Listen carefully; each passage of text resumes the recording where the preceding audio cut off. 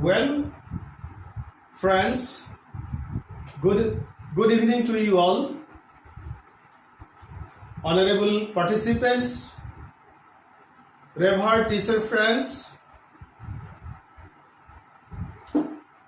all the respected educational officers, all my well-wishers,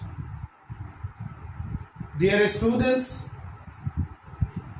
my technical support hand, and all those who are taking part in all the classes. Friends, I acknowledge the help of you people because you are always taking part so much actively in all the classes and you are watching most of the videos which have been uploaded. And I express my sense of gratitude to all of you. Usually what I do to Google Authority for taking help to place all the diagrams and photographs, my technical support hands, family members, and all my revered teacher friends as well as well-wishers. Friends, this is one of the very much extensive area which we started discussing, and today is class number 7, where we are to cover the characteristics of the principle of known to unknown, which I discussed in the last class. And just after completing the discussion concerning the characteristics of the principle of known to unknown, I will help you to know about a new principle of teaching so that you can get a new concept, new ideas. Friends, I discussed about the concept of known to unknown in the last class. Today the left part is to be discussed. And here in this discussion, it is for the information of the students of higher secondary level that most of the contents or some of the contents will help you to get information or to understand one of the most important units out of the 7, that is learning. For understanding learning, one most important part of today's class will help you. So those students who are very much intellectually rich, they can, if they feel the necessity, see that part so that they can make their idea concerning to learning so much clear. And trainees of B.Ed level, at the same time the trainees of DLED, and all teacher trainees or teacher friends, by participating or watching this class will be benefited academically. At the same time they will get information relating to or concerning to the methodology or principle of teaching, and they will be able to, I hope they will be able to apply in the practice of teaching all the information which they will get. Parallelly, those aspirants who are to appear TET examination, for them this class is so very much important. So friends, all participants are to be careful at the time of scrutinizing the information which have been covered in this class. So characteristics of the principle of known to unknown. Let us see. The principle of known to unknown is one of the most important and systematic principles of teaching, which puts importance on making teaching and learning very systematic and psychological processes. This principle of teaching helps to motivate the students to learn new things and even with the help of their own knowledge. So friends, we are to start in the known point and we are to lead our students to the unknown point. And by doing this, we can help to, expand the parameter of knowledge of the students. Means we can help to increase the volume of learning of the students. And we can make our teaching so much joyful. And once students basically enjoy learning, their learning becomes so much, permanent as well as easier in comparison to you see traditional approach. Let us go back to the next slide. Students get encouragement to learn new things. We know it so much well. Once you help students get information relating to new things, they become enthusiastic to learn everything new. Things and event when their experiences and knowledge are well praised and situations are created for offering help to learn new things and event on the basis of their own knowledge.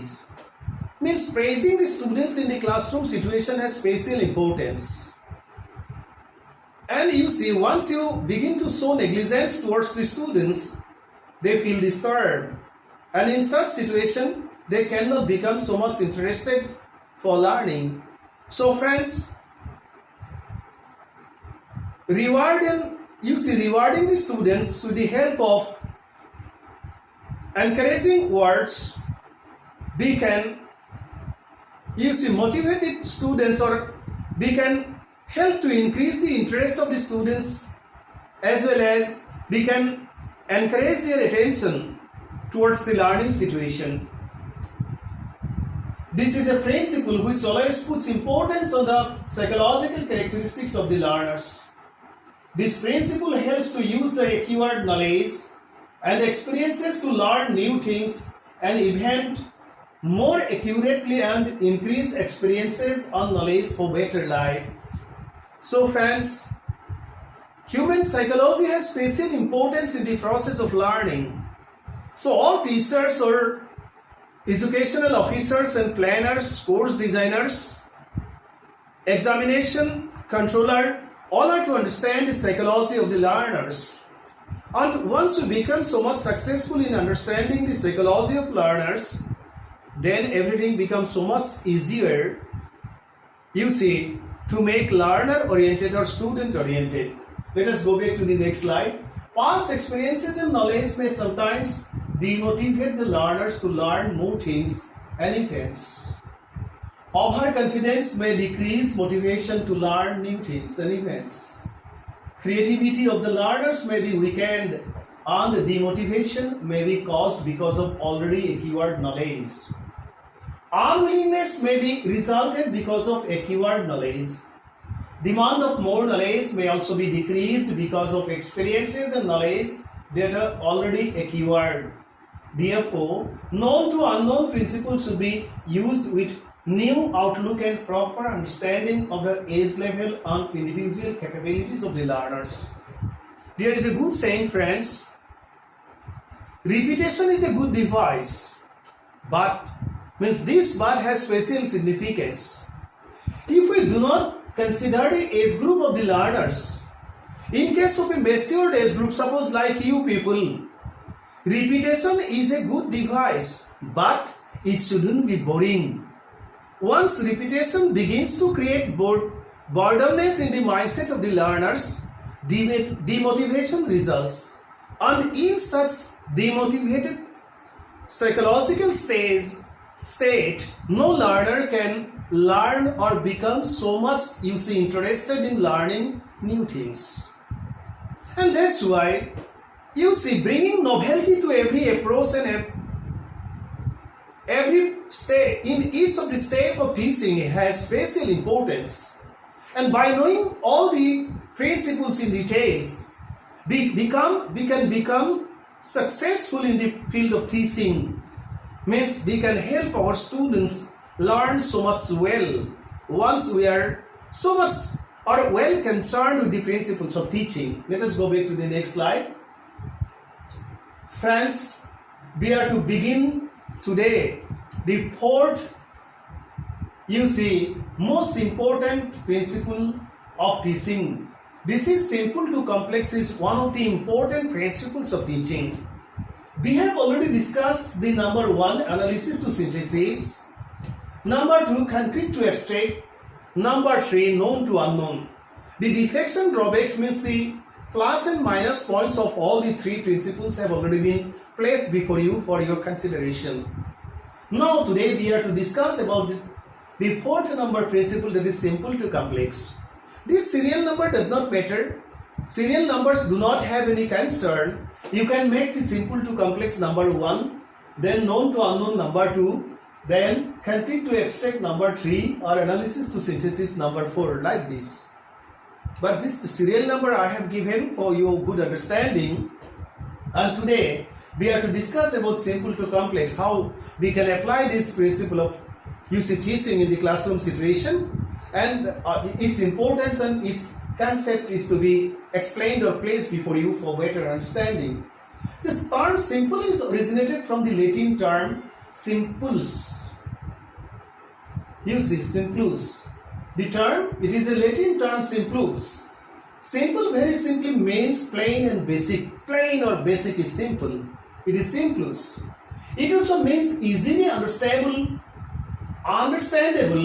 or which is possible to do easily or far from easily.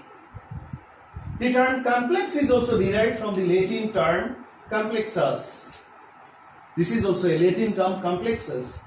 Complex very simply means consisting of many different and connected parts. It also means hard to understand or complicated to understand and follow. So friends, we have explained the concept of simple. At the same time, we have placed the concept of complex first of all. Let us go back to the next slide. Simple to complex is one of the most important principles of teaching. This principle is also included in the list of Spencer's golden rules. I have already mentioned about Herbert Spencer.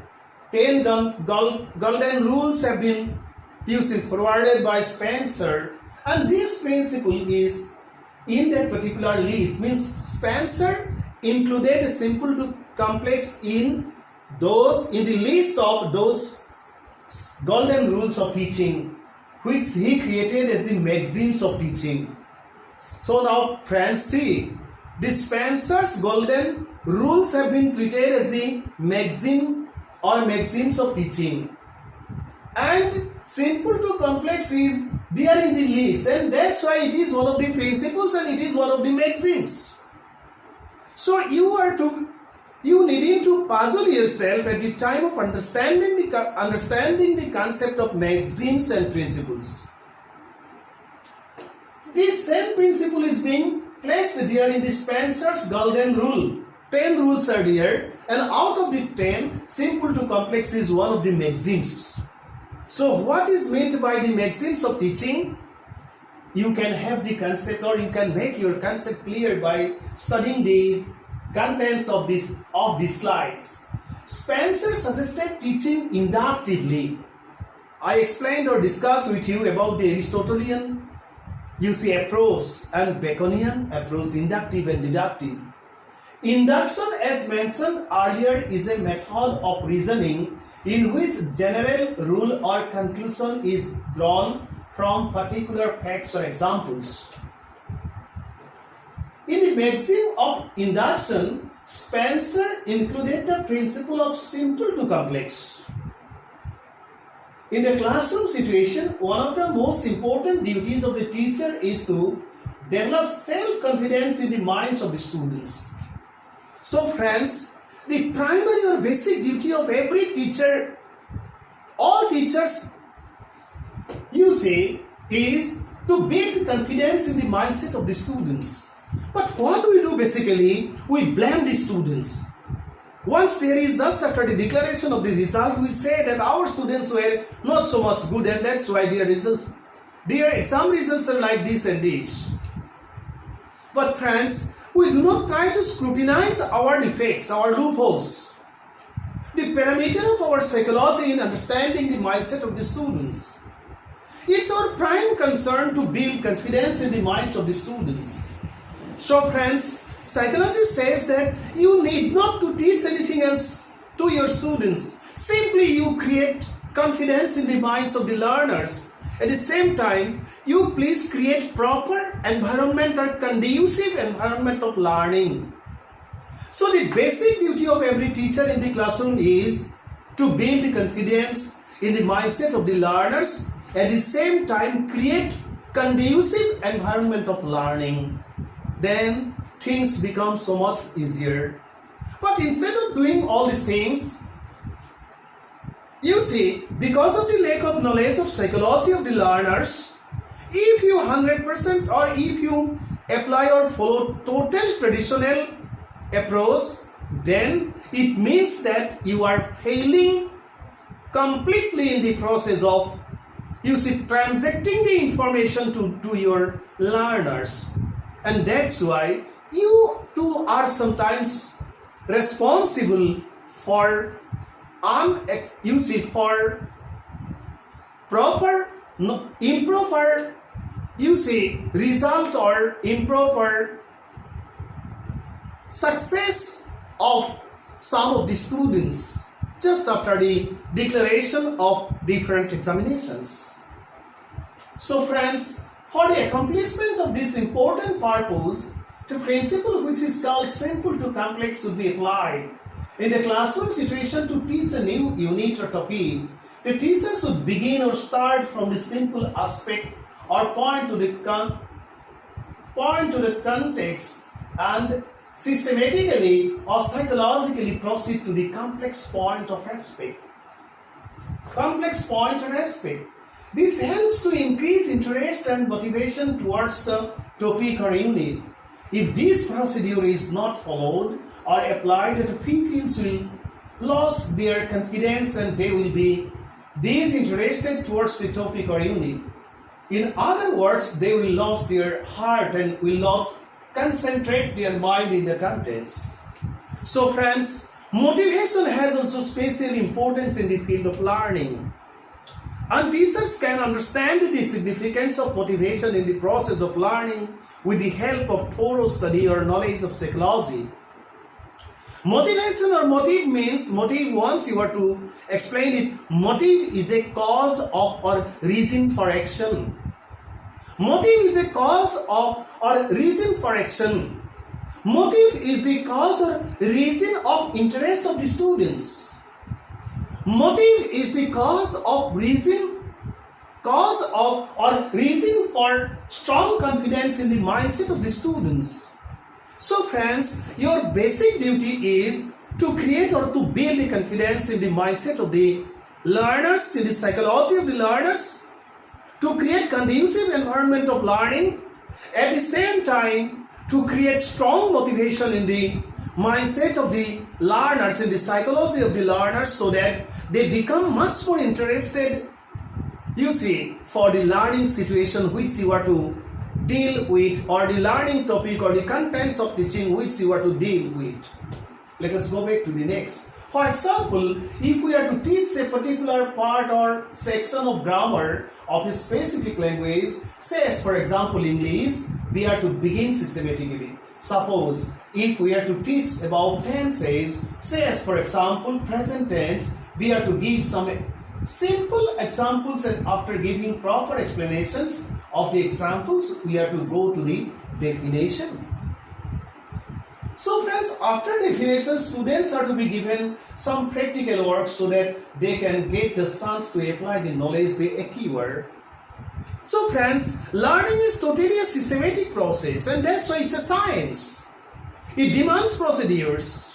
So if you are to teach tense, then you are to give some examples. He is doing, she is doing, I go, we go, I play, we play, they play, like this. And with the help of all the specific examples, we can go to the, you see, definition point. Let us go back to the next slide. Thus, to make teaching a success, the teacher should decide and divide the content of teaching systematically, keeping in mind about the interest, attitude, ability, potentiality and psychophysical maturity level and needs of the learners.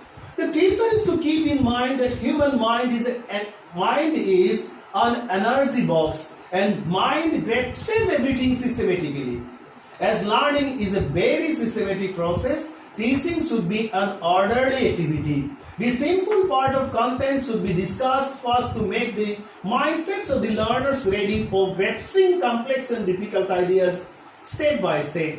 Therefore, simple to complex should be the principle of teaching, which is very helpful for making both teaching and learning very fruitful and effective. Friends, understanding psychology of the learners do have special importance for making every teaching so much successful. So all educational officers, all teachers, all revered participant friends who are or all those people who are expecting to join in the field of teaching, they are to understand the psychology of the students, because we are to deal with human behavior which is so much dynamic and so much complex. And our prime concern with the help of education, we are to help to change the behavioral pattern of the students so that they can get chance to develop their human attributes as per the demand of change time, so that they can face the challenges of their life according to the change of time, right? Let us go back to the next one. The simple to complex is one of the best principles of teaching which helps both the teachers and learners make teaching. These are some of the characteristics. And learning very systematic and easy. This principle emphasizes on the application of scientific procedures in teaching and preservation of psychological characteristics of the learners in learning. This principle is very helpful in teaching all kinds of subject matters in different categories of students in different levels of education. However, this principle is very helpful in lower levels and students of average intelligence. This principle makes teaching very systematic and the process of mental development very easy and psychological.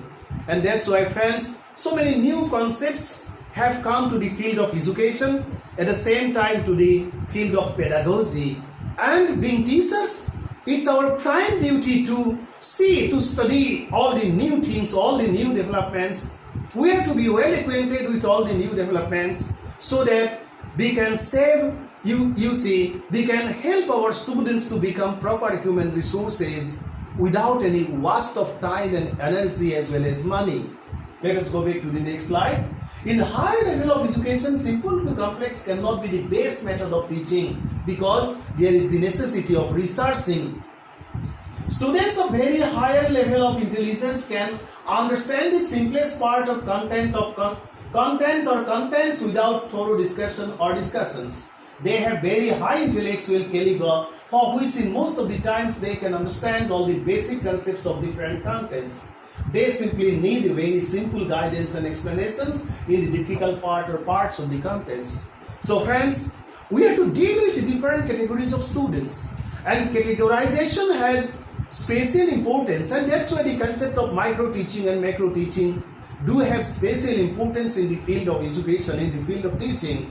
And by studying, pedagogy, we can understand everything else in totality in systematic manner. Let us go back to the next one. Therefore, if this principle is used to teach such students, there may be wastage of time and energy of the teachers and the students as well. Thus, the scope of application of such principle of teaching may be limited in some situations and subject to teach successfully. However, there is the general applicability of this principle for a majority of the learners in all levels of education, but this principle should very carefully be used. Let us go back to the next one.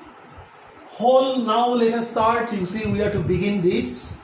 So principle simple to complex we have finished. Now we have to begin this one, whole to parts. Whole to parts is another most important principles of teaching. Whole very simply means complete or entire. On the other hand, part means a piece which is connected with others to make up a whole. Part means a small or miniature aspect of something. Whole to part is one of the most important principles of teaching and learning. Whole to part is a principle of teaching which has close association with Gestalt theory of learning. So friends, here in this point, higher secondary level students are to study all these things. Gestalt concept, and this concept is not so much new for us, for the teachers, for the practitioners, or for the educational officers. This theory of learning was forwarded by three German psychologists, namely Max Wertheimer, Wolfgang Kohler, and Kurt Koepka. In TED, the question may be asked. This is with the Gestalt psychology. These are the three most famous German psychologist whose name do have close connection or connectivity, and this principle has special importance in higher class learning situation. Whole to part, whole man, concept of man, so and so. Dr. Sharma means this finger does not mean Dr. Sharma. This hair does not mean Dr. Sharma. This shirt does not mean Dr. Sharma. This is hand, this is finger, this is nose, these are ears, this is the skin, this is the tongue, and these are different parts of the body, and assembling everything else, the whole concept is there, Dr. Sharma or something like that. So once you say an aeroplane, India, it's a big concept. With all these letters, you see India, a huge country of 135 crore. You see, and very extensive geographical territory, people of different cultures, caste, and different linguistic bases or parameters do have the connectivity. So India is a whole concept. Assamese, Bengali, Uriya, then Tamil, these are the part concept. Assembling all these parts, the big concept, the whole concept India is there. So friends, in higher class learning situation, this principle has special significance, and these are the three great German psychologists who do have connectivity with the Gestalt theory of learning, and this theory has connectivity with the whole two parts of teaching, principle of teaching. Let us go back to the next one. Gestalt psychology, as the concise psychological dictionary has explained, is an orientation in Western psychology evolved in Germany in the first third of the 20th century, which studied psychological phenomena from the point of view of whole perceptual structures, means gestalts. Gestalt is a German term which means as a whole. If it is asked in your examination, what does Gestalt mean? It means whole. It means whole. You see, considered to be primary with respect to their elements, Gestalt theory of learning explains that learning occurs by insight into the whole situation to be learned. According to this theory, learning does not occur gradually or step by step, trial after trial, but suddenly by an insight into the learning situation as a whole. We do not learn trial after trial, means from known to unknown. We do not learn part by part, but as a whole with the help of insight, means the inner view, the highest intellectual point of our physiology and mindset. Let us go back to the next slide. This theory indicates that in the teaching learning situation, the pupils learn or perceive the problem as a whole, afterwards the parts. Thus, the principle of whole to parts is one of the most important principles of teaching, which helps to teach different contents of various subjects systematically. In this principle, the teacher presents the problem as a whole, and after giving a total idea, the constituent parts are systematically explained one after another to help to know the what and how of the problem.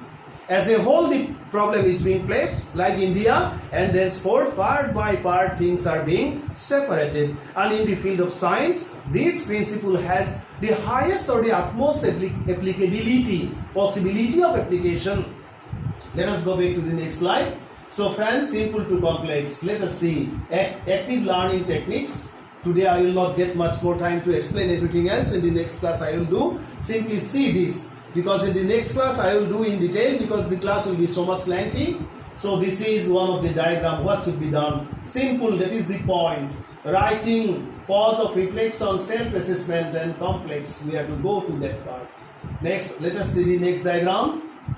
Let us see this is simple, this is complex. Very much easily we can explain. I will explain the diagram in the next class. Let us see, this is Gestalt psychologist Max Wertheimer. He is three great psychologists. I had mentioned the name Max Wertheimer.